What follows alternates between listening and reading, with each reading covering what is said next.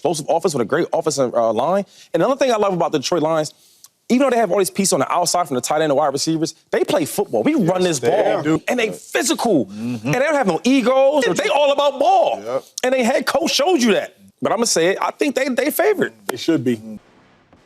Last season, the Detroit Lions announced themselves as a contender, and this season, they are the favorite. This Lions team is the greatest in the NFC, and one of the most powerful-looking programs in the entire NFL. Maybe it sounds controversial, but their matchup with the 49ers in last year's NFC Championship game went down to the wire, and this year, they're coming back to take it down. Dan Campbell's side went 12-5 in 2023, lifting their first ever NFC North title and winning their first playoff game since 1991. And while these accomplishments signify significant progress, the team's offseason moves suggest plans for long-term dominance within the division and the conference. The 2023 season came to a heartbreaking end in San Francisco, blowing a 17-point lead in the NFC Championship game. However, there is no doubt that this Lions team is well placed to make another run at the Lombardi Trophy in 2024. The Lions front office definitely seems to think so as well, and have opted to go all in on running it back in 2024 and beyond. Firstly, the extension for star wide receiver Amon-Ra St. Brown, who plays such a huge role in this Lions offense. St. Brown was one of the steals of the 2021 draft, with the Lions picking him at pick 112, halfway through the 4th round out of USC. In his 3 years in the league so far, St. Brown has shown the rest of the league what they are missing out on, establishing himself as one of the league's very best wideouts. In each of his first 3 years as a Lion, he has led the team in receiving yards, playing a major role in transforming the Lions' offense from one of the league's poorest to one of the league's most dangerous. Last year was his most impressive yet, racking up over 1,500 yards through the air, behind only Tyreek Hill and CeeDee Lamb. St. Brown also scored 10 touchdowns as well as recording 75 first downs, highlighting just how often he keeps drives alive for the Lions. All of this saw him deservedly named first-team All-Pro for the first time in his career, becoming the Lions' first receiver to do so since Calvin Johnson in 2013, elite company.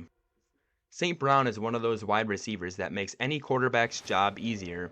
He's a great route runner and constantly gets open in both the short and long passing game, and as a result, St. Brown often draws double teams, allowing more freedom for the likes of Jameson Williams and excellent rookie Sam Laporta to make their impact in the passing game.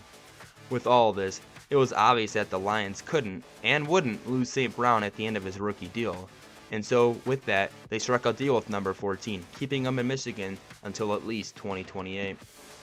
The deal amounts to $30 million a year over the next 4 seasons, making him the second highest paid wide receiver in football behind just A.J. Brown of the Philadelphia Eagles. The size of the deal may have raised a few eyebrows, but with the salary cap shooting up by an extra $30 million in 2024, this is the new market rate for a franchise looking to hang on to one of their key players in the quest for a Super Bowl title. Arguably just as important to the Lions' hopes next season is Penei Sewell, starting offensive tackle, taken with the 7th overall pick in 2021. Unlike St. Brown, Sewell was regarded as a surefire hit out of college, and he was the first pick of the Dan Campbell era as they attempted to address a critical position of need following the disastrous tenure of Matt Patricia. Much like St. Brown, however, Sewell hit the ground running instantly. The former Oregon man was named to the all-rookie team in his first season and was a rare bright spot on a Lions team that went 3-13-1 during a rough 2021 season. In the following 2 seasons, Sewell has gone from strength to strength. According to Pro Football Focus, Sewell's rating of 92.8 made him the very best offensive tackle in the NFL last season, edging out the likes of Trent Williams and Jordan Mailata to take that title. And Sewell is not the only star on this Lions O-line, with the likes of Graham Glasgow and Frank Ragnow also playing a big role in this offense. But the fact remains that Sewell is the best player on that unit, and a major reason why the team gave up only 31 sacks last year, the 4th lowest total in the entire league. And, in addition to this, the strength of the Lions' offensive line helped the emergence of the Lions' rushing attack, also one of the league's very best, with no team recording more than the 27 that the Lions managed on the ground. Many were surprised when the Lions drafted Jahmyr Gibbs with their first-round pick last year, but the presence of Sewell on the line helped him average 5.2 yards per carry alongside veteran David Montgomery, with the Lions' rushing offense ranking in the top 5 in the league for yardage. With Sewell's rookie deal coming to an end at the end of the 2024 season, the Lions again decided to act, splashing out big money on their star first-team All-Pro tackle. Sewell was given a cool $112 million over the next 4 years, with $85 million of that guaranteed, as the Lions made a major show of intent in locking down one of the league's very best at the position. Again, the money is substantial, but if the Lions are going to remain as real contenders, these are the kind of moves you have to make to stay in that bracket. And Sewell is just about as close to a sure thing as there is at that position. Not only has he helped transform the Lions over the course of his 3 years, he has also only missed 1 game during that time. That reliability and availability is absolutely vital at the offensive tackle position, and General Manager Brad Holmes clearly felt that Sewell was worth every penny, and I'm sure plenty of Lions fans agree. The final big contract extension for the Lions came most recently and was arguably the most important of them all. Jared Goff arrived in Detroit in 2021, having been cast set aside by the Los Angeles Rams in their trade for Matthew Stafford. Many assumed he would merely be the short-term solution until the Lions went into the draft looking for their quarterback of the future. But in his time in Detroit, Goff has made the starting job his own and then some. After a difficult start to life at Ford Field, Goff has enjoyed an extremely successful last 2 campaigns, recording over 9,000 passing yards in that time with 59 touchdowns and just 19 interceptions. Crucially, he has also become a fan favorite, replacing the ever-popular Matthew Stafford in the hearts of Lions fans. This was seen in last year's wildcard game against Stafford's new team, the Rams, in which Goff led the Lions to a pulsating 24-23 victory in front of a crazy home crowd who had suffered for way too long. Dan Campbell absolutely sees Goff as his franchise quarterback moving forward, and the Lions front office agreed, dishing out a mammoth $212 million 4-year deal, making him one of the very highest paid quarterbacks in the league, alongside the likes of Joe Burrow, Lamar Jackson, and Patrick Mahomes. Some might argue that perhaps they overpaid their quarterback here, but again, this is the kind of move that shows they absolutely mean business at contending for Super Bowls. In an NFC North that contains the transcendent talents of Jordan Love and possibly Caleb Williams, the Lions have put their faith in Goff to deal with these growing threats, as they aim to cement the unfamiliar status as the division's top dogs.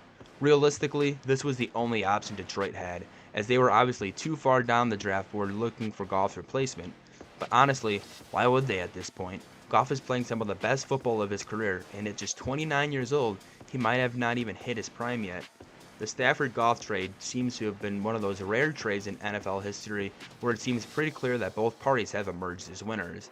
The Rams won their title in 2022, but the Lions honestly look very well placed to pick up on their own in the next few years, if not this coming February. Currently, the Lions are 4th favorites to win it all in New Orleans in the next Super Bowl, behind only the San Francisco 49ers, Kansas City Chiefs, and Baltimore Ravens. At this point, it's hard to say why the Lions shouldn't be considered a contender, as they have clearly everything in place to make that push again. We also have to talk about the role that Dan Campbell has played into the transformation of this team. During the Patricia administration, the Lions were consistently one of the league's worst teams, and the prospect of playoff football in Detroit seemed a long time away. When Campbell was first appointed by the Lions in January 2021, he made a now famous speech about biting kneecaps and really tried to strike a chord with the fans in Detroit, a blue-collar city with a huge amount of passion and pride in their sports teams, even if they have consistently let them down. I can sit up here and give you coach speak all day long. None of that matters, and you guys don't want to hear it anyway. Here's what I do know, is that this team is going to take on the identity of this city. We're going to kick you in the teeth, all right? And when you punch us back, we're going to smile at you. And when you knock us down, we're going to get up. And on the way up, we're going to bite a kneecap off. Before long, we're going to be the last one standing. In the 3 years since, it's fair to say that the Lions have bought fully into Campbell's vision for this team and for this city. The Lions are no longer an afterthought in the NFC North, and now they are the team to beat, having emerged from the shadows of the Packers and the Vikings the last few seasons. Also critical to the Lions' success has been Campbell's offensive coordinator, Ben Johnson, who may have been credited with the best offensive turnaround that the team has seen in the last 3 seasons. In the past 2 years, the Lions' offense ranked 3rd and 4th in yardage, thanks to standout performances by Jared Goff, Penei Sewell, and Amon-Ra St. who all received contract extensions. Much of the credit also goes to offensive coordinator Ben Johnson, whom Goff praises for his career revival and making football enjoyable again. Johnson, known as one of the league's best offensive minds, was a top candidate for head coaching jobs. However, after the Lions' championship game loss, he surprised many by choosing to stay, boosting the team's prospects for 2024, likely influenced by their strong contender status. Finally, we have to consider just how well the Lions have drafted in the last 3 seasons under general manager Brad Holmes. Beyond the obvious success of St. Brown and Sewell, the Lions have also picked up the likes of linebacker Derek Barnes, Kirby Joseph, Brian Branch in the last few seasons in the later rounds, all of whom have played a big part in the team's recent turnaround. And of course, the first-round picks of Aiden Hutchinson, Jack Campbell, and the previously mentioned Jahmyr Gibbs have all been major successes, with the only blot on the copybook being Jameson Williams, who could still play his part, having been suspended for a gambling incident and suffering an ACL issues during his first 2 seasons. The one real issue for this team last time was the passing defense, with defensive coordinator Aaron Glenn's unit ranking 22nd in passing yards allowed and giving up at least 28 points on 7 different occasions throughout the last season. In order to fix this, the 2024 draft saw the Lions select cornerbacks with their first 2 selections, Terrion Arnold from Alabama and Ennis Rakestraw Jr. out of Missouri. It remains to be seen if these picks will help fix these issues, but Arnold in particular looks like he could be the final piece of the puzzle. Given Holmes' record of finding talent recently, Lions fans may as well be optimistic for a few more gems in this draft. The 2024 season could be win or bust for these Lions, given the huge outlay they've dropped on tying down 3 key men in their offense. There might be some fears that the team will struggle to recover from the brutal nature of last year's championship game loss, but Dan Campbell seems like the kind of coach who is capable of getting his team right back up for any challenge and ready to go again.